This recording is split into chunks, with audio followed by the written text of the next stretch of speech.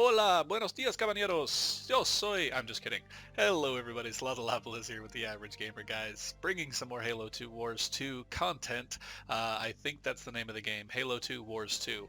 I'm doing a deck build for Commander Jerome, the last DLC that come out that brought us Jerome and Arbiter is super great. We've had a lot of trouble with launches on this game and for DLCs to drop and stuff.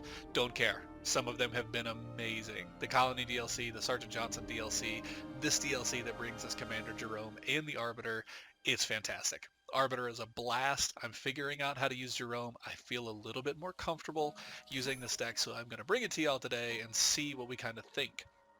Jerome is an interesting kind of leader.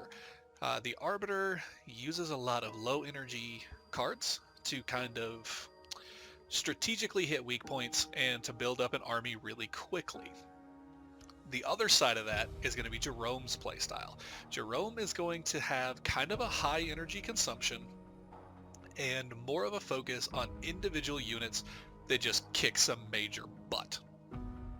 Those units are going to be the Omega team and the Commander Jerome hero unit that we're going to see at the end here. But I don't want to get too ahead of myself. I think what I'm going to do here is I'm actually going to show you the deck stats first. That may help things a little bit. You'll see I usually run a little bit more power cards than Doc usually may. So you'll see I have a 9-3 spread here. My energy curve, nice and consistent. That's actually not bad. That's what I like to see for most of my decks, is kind of that real consistent energy curve that slopes up, whereas like the Arbiter was like low, low, low, and then all of a sudden it's crazy high at the end. So I actually like the way that goes. The starting army that I love to run is Special Operations. Now, we saw with the Arbiter, you got the hero unit to start with, and that was crazy. You only got one unit, but it was an amazing unit. With the Special Operations starting army for Jerome, you actually get a randomized member of the Omega team. And it's really, really cool, but it's a little bit of a gamble. I do not like starting with Leon. He is the Spartan with the sword, Spartan 011. He's really fun to play with and he's really cool.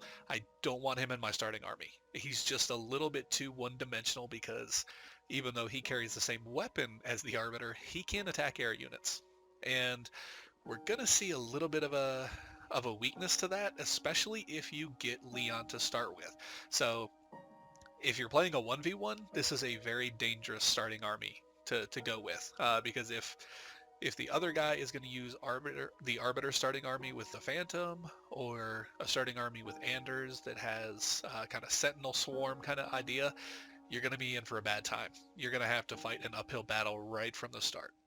But flip side of that, if you are able to pull August or Robert, I believe, with the plasma cannon and the railgun, not in that order, I flipped those. August carries the railgun. They're awesome. They're super cool. August is going to be your sniper, and she is probably my personal favorite from Omega Team. Really, really good. And she's going to be able to kind of push the point, so is Robert, push the point and really scare off a lot of starting armies, while your Jackrabbit, who also has Detect, which is awesome, saves your butt, especially if you're going to run up against Shipmasters running the double cloak army, starting army.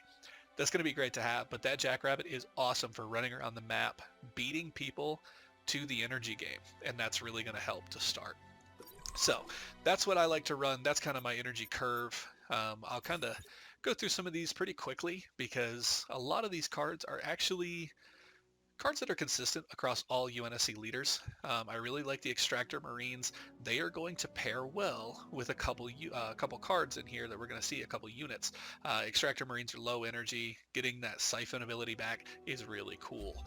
They are actually going to pair really well with the Mastodon. Mastodon serves the same purpose as the Phantom, whereas a mobile garrison unit, and you can actually eject anytime you want, but you also get the combat bonus from having infantry units inside of that vehicle.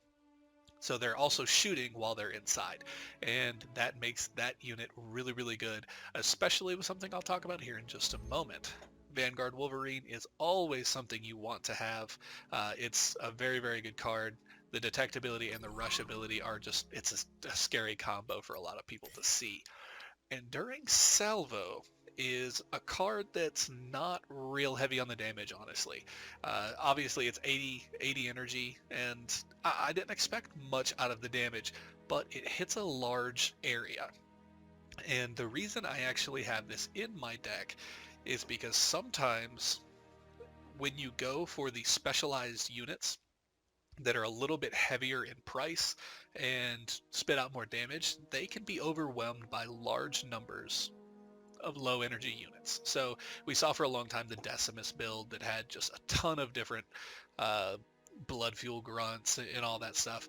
That can be troublesome sometimes depending on which of the units of Omega Team you get and where you are in the game. So Enduring Salvo actually helps to kind of counteract some of that because it hits a large swath of the area. Now, Trooper Nightingale.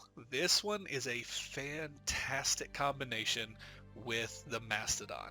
So it has Last Stand 2, and the units that you're going to get there, you are going to be able to pull off a Marine and a Cyclops when this unit goes down. A Cyclops can still garrison inside of the Mastodon. And I gotta be honest, it's nasty. It's so good to have a Cyclops popping out those big high caliber rounds into enemy vehicles from within the Mastodon. It's actually really cool. And if you throw that in to kind of combined with your blood fuel Marines, and I know they're not blood fuel. I can't remember what they're called. Extractor Marines, and the standard Marines that you pull out of the Mastodon. It's a fantastic combination. You also are going to see the veteran sniper here in just a little bit. Once its cloak runs out, it's actually a really solid unit to kind of pair maybe with the units that come out of the Trooper Nightingale. Kodiak, same old, same old. It's always great. It's always good to do. The Scorpion, same old, same old. Always good to have in there. The veteran sniper is actually really cool. I cannot wait to do the unit comparisons when Doc and I can get some time together, because I want to see the time to kill on the veteran sniper compared to the standard sniper, because I'm actually really interested. This thing feels more powerful. It feels like it packs a punch, and having the cloak and attack ability are a really good 1-2, but I just want to see some hard numbers on it before I keep it as a for sure unit in here, but for now, this is what we'll stick with. The Victory turret, I like having the turrets. Using Atriox, it's always a great thing to have in there, but that rally ability, we've got a couple different units that are going to have the rally ability, pardon me, in this deck. That's going to be really nice sometimes to combo with the leader power that actually improves the benefits of the rally ability.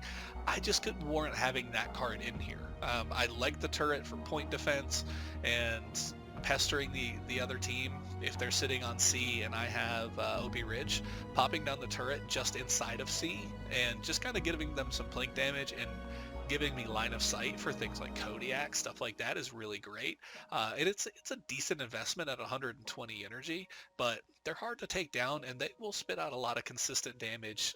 And if you combine them with that extra line of sight bonus, it's actually really nice. The Vulture is one of those cards that I've talked about a couple on this one and a couple in the Arbiter build, where you just have to have these cards in every deck no matter what you're running, what style you're running. The Vulture's there. It's gotta be there. Vulture's so great. And it's a little steep as far as energy consumption, but I think it's worth it.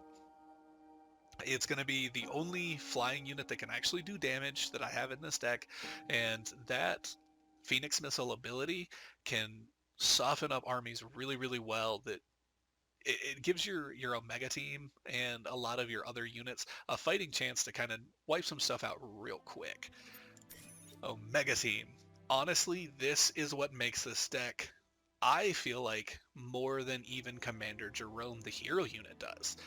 You're getting one of these 3 Spartans here, a random member of Omega team for 170 energy. Now the cool thing is you actually see it's not a unit card. It is a leader ability. So it's a deploy power, is actually what it's classified as. Now, they actually went out of their way to give this card rush to show that. I am under the opinion, or I was under the impression, pardon me, that If you play a power and you get a unit from it, those units kind of already get rush because they're considered a power and not a unit card. So any of these three guys pulling in, having the rush ability and having that shield is awesome. Obviously, you don't get quite all of the benefits that you would from some of the other Spartans, like the guard ability or the rally ability, anything like that. But having rush is really, really great. And depending on the Spartan, you can actually, like I talked about before, use August as your sniper. Put her on OP Ridge. Use Robert. Put him on OP Ridge. Use Leon to kind of go out and get line of sight for some Kodiaks or for your sniper, things like that. These guys are really stout, and honestly, they're more fun to use than any other unit I've actually played with in this game. They're super, super fun, and they are actually why I want to use Jerome more so than anything, even the Commander Jerome card. This card, it's actually it's neat. I actually am really happy with it. Like I said, not quite as fun to use as maybe Omega Team, but you get two for the price of one with this card. When you throw this card down, you do get Commander Jerome, who has the cool little shoulder pauldrons. I'm not sure what they're supposed to be, to be honest. But you get him with his specialized Hydra, which is awesome for taking out air units. He pops 6 of those rockets, and it just kind of gives you some plink damage immediately. And then you also have his Command Mantis. The Command Mantis is going to shoot lasers, and it actually is going to autopilot if Jerome is not inside. So you essentially get 2 for the price of 1. I will say the Command Mantis is a little weak as far as defense goes. It does not have a ton of health, but it's kind of basically a free card if you want to think about it that way. So it's hard to complain about that. But having the rally ability is great, especially if you have Jerome himself sitting on the ridge, like I kind of talked about with August and Robert, or just kind of in the back of the fight. Let the Command Mantis sneak up a little bit. Let Commander Jerome sit in the back. Use that rally ability to buff up some of your other long distance fighters, and just let that rally ability do all the heavy lifting for you. Now, I know I went through this stuff really quickly. I felt a little bad about the Arbiter video being 20 minutes. I know brevity is not our strong point here at Average Gamer, guys, but I felt like having the ability to go into detail and to really discuss all these cards and stuff is what's made us better at the game, because we kind of think things through and we understand things a little better, and it's also helped us really connect with you folks in the community. So I really quick want to, since I made myself some time, I want to go back to the card library here and take a peek at a couple things that you can have for Commander Jerome that we did not use. And I probably should have taken a look at them better. Let's see here.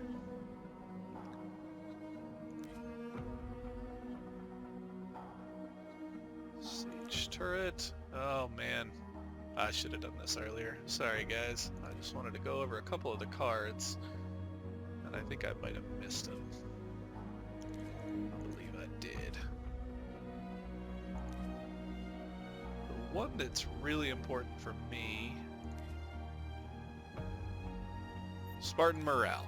I could have done that a lot better. I apologize. Spartan morale is going to be one that if you find the spot for it in your deck, it's actually not bad. It greatly boosts the effectiveness of any rally on the battlefield for a short time.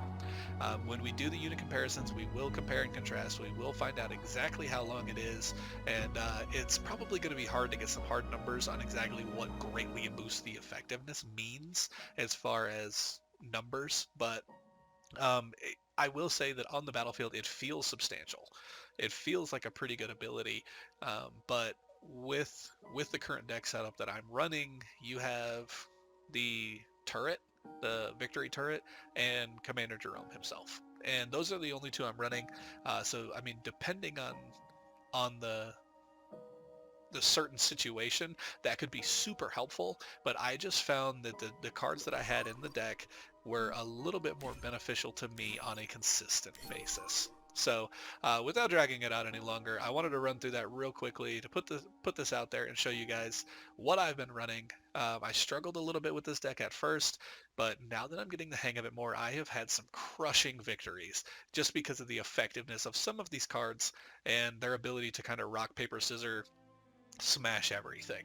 So use the heck out of that Omega team, understand your energy curve, and use that starting army Jackrabbit, get that energy real quick, and you will be able to turtle and set up a fantastic defense, provided you set yourself in a spot that is going to be easily defensible by B, by C, use that OP Ridge and all that, because Jerome is going to be really good at that. It's going to be hard to break a line of 3 Spartans, a turret, and a Kodiak. That's just going to be real hard to handle. So I hope you guys do enjoy this. Anything that you would tweak, anything that you would add, subtract, multiply, or divide, please do let me know. I am Slothalopolis, in the name of Doc and the rest of us here at Average Gamer, guys. I do appreciate you, and I will see you next time.